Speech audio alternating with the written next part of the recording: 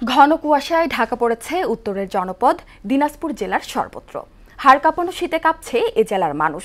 রাত থেকে সকাল পর্যন্ত কুয়াশায় ঢাকা থাকে পুরো এলাকা। দিনের বেশিরভাগ সময় মিলছে না সূর্যের দেখা।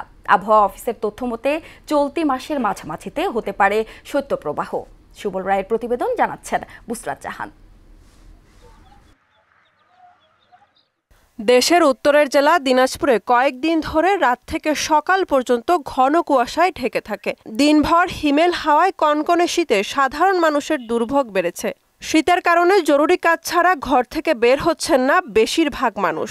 শীতজনিত রোগীর সংখ্যা বাড়ছে হাসপাতালগুলোতে। সবচেয়ে বেশি আক্রান্ত হচ্ছেন শিশু ও বয়স্করা।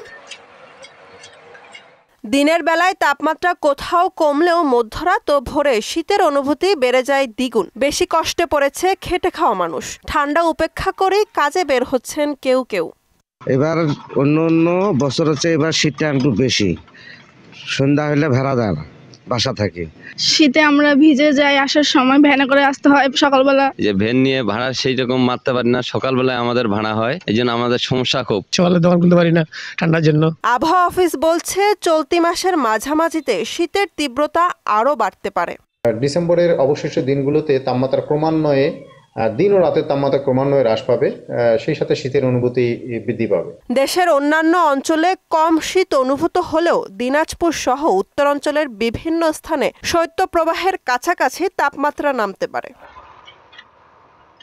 বুসরাত জাহান, মোহনা সংবাদ।